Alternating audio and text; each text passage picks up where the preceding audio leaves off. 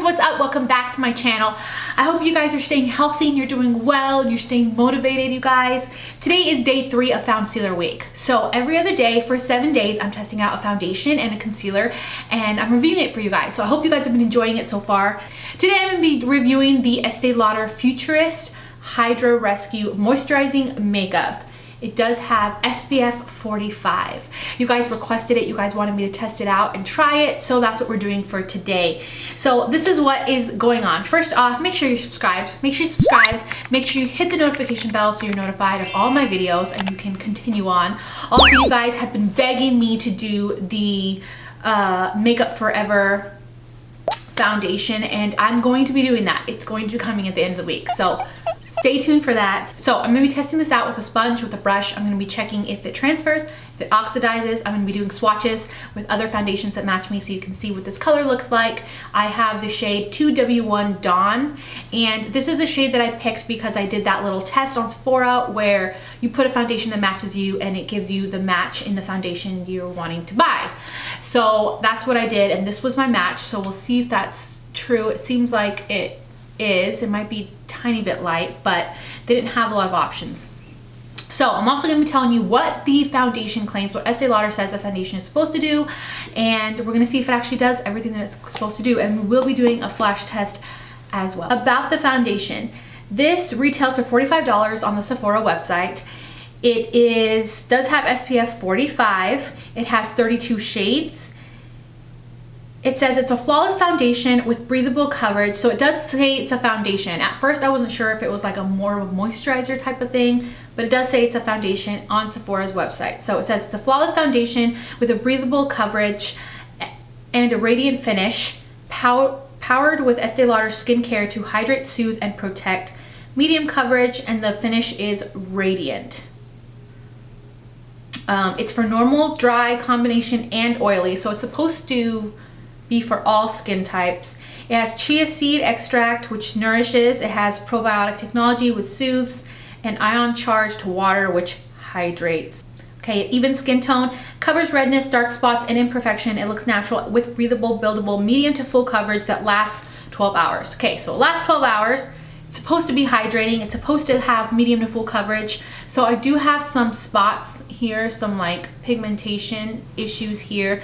I also do have like a line right here, and under, like, I have some smile lines as well. So we'll see if it's good for someone with more mature skin that has lines. It doesn't necessarily say it's supposed to be very smoothing, but Estee Lauder tends to kind of cater towards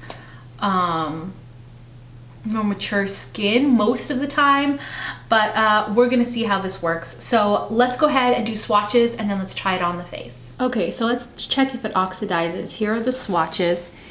Here is the Estee Lauder Hydrist in 2W1. So I'm gonna put another swatch next to it. And you can see it does oxidize, and when it oxidizes, it turns more peach. Okay, so here are the swatches. Here is the Estee Lauder Hydrist in 2W1. Here is the Estee Lauder Double Wear in 2W2, which is a way better match. You can see the difference here. This one's definitely too light. Here we have the Too Faced Born This Way Natural Beige.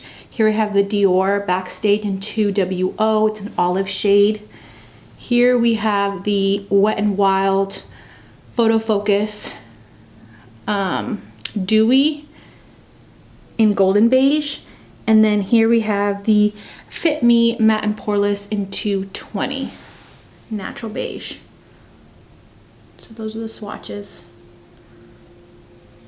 Okay, so like I said earlier, I do have some like pigmentation issues here. So it is supposed to have a lot of coverage. It does have a pump. So I'm going to start with a sponge on this side. Oh, I didn't prime. I'm using the Wet n Wild Cover All Primer because it's just a good neutral primer. And I've been using it all week long, so.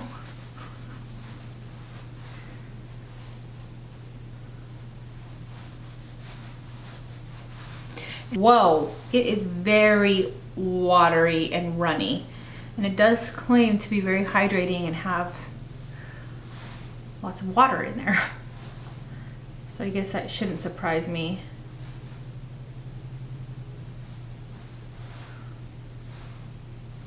This might be a tad bit too light, but I think the one next to it, the shade I got says it's light medium with warm peach undertones.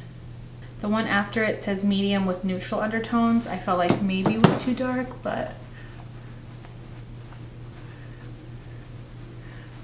the shade range for Estee Lauder isn't the best. They don't have yellow, they don't have olive, and I have olive skin, so at the very least yellow. Come on, people.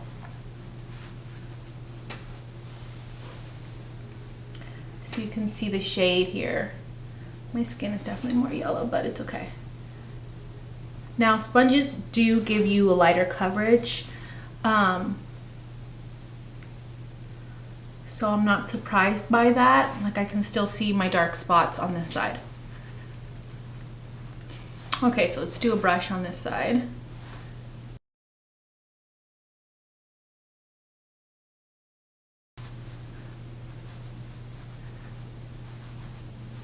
Yeah, with a brush, and especially a flat top brush, it definitely gave me more coverage.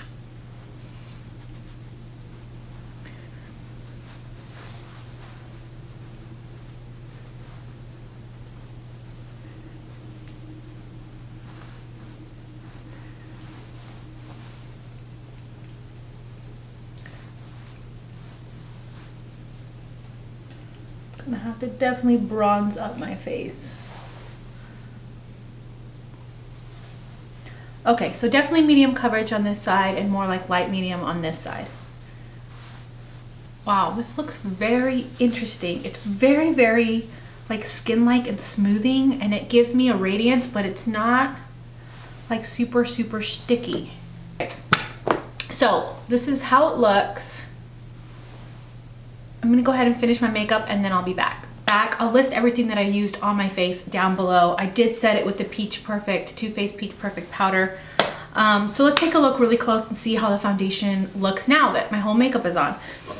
So it still looks really, really smooth, and the powder actually laid on top of it really nice. I was worried that it would look cakey, but it doesn't. It actually looks really good. It does look very skin-like. But when I get really, really close, I can kind of, like, you can kind of see it a little bit. I don't know if it's like the water that they mixed in there that just looks a little bit odd. Like, I can't explain it. Like, that's if I get super, super close. But it doesn't look bad on my fine line that's up on my forehead. The color is not a really good match, you guys. If you just have olive or yellow skin, it's just, this foundation just runs peachy and pinky. Like, I don't, and I know it said it was peach, but the other one just wouldn't have fit me. So it just, I don't know, it's not the best match, but it does look really nice. It looks really smooth on the skin. So we'll see if it lasts for 12 hours. I have a feeling this one's gonna transfer and that it's not gonna last. That's my gut feeling, but we'll see how it looks throughout the day. I will check in with you guys, but so far it looks really nice, really smooth, really beautiful. I just wish that it matched me a little bit better. Okay, so I'm in natural lighting right now, guys, and I thought I would show you guys how the foundation looks. I guess the match isn't too bad.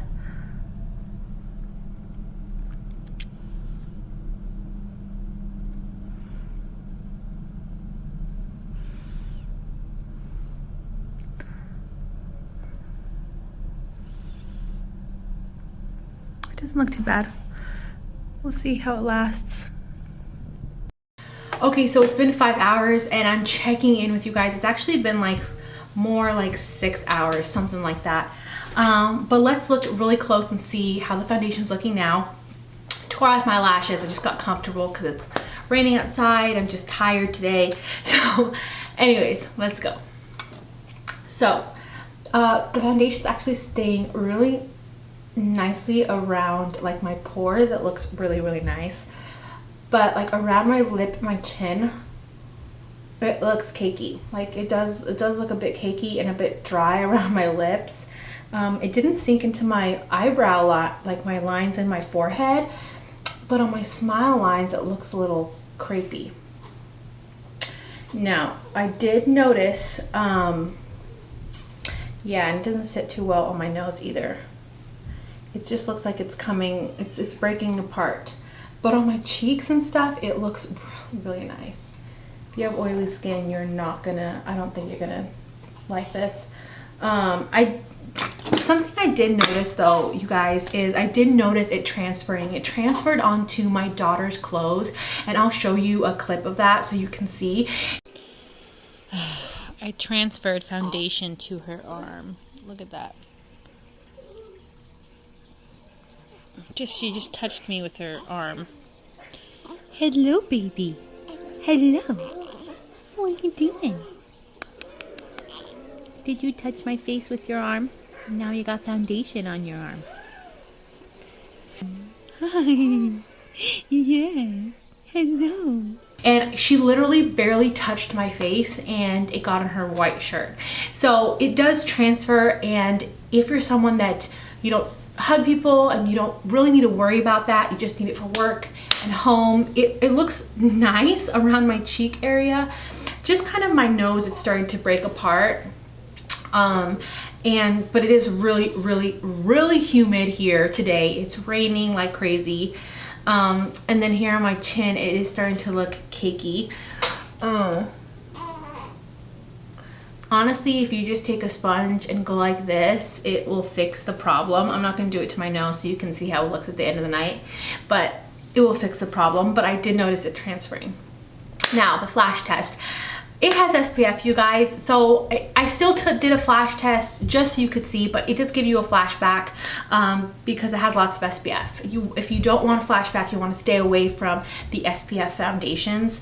But on my cheeks, it's really held on to my blush and my highlight, and that kind of stuff is lasting a long time. It's just my nose and like here where people touch that it's not the best. All in all, this is not my favorite foundation, I'm not gonna lie.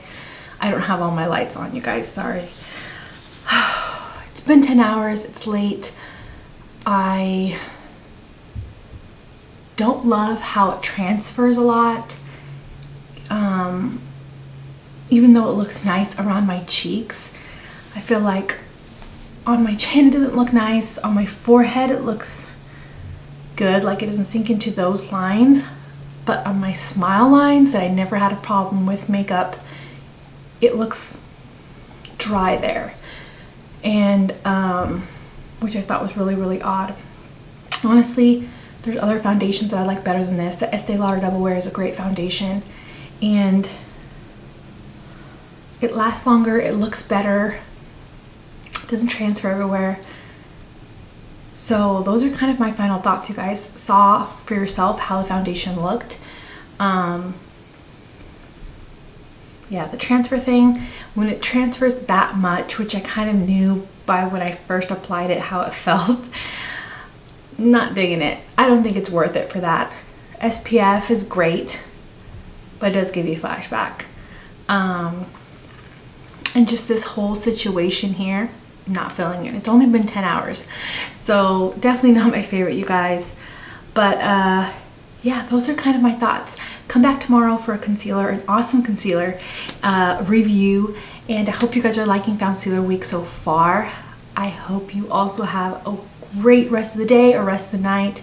I love you guys. Thank you for stopping by, and I'll see you tomorrow.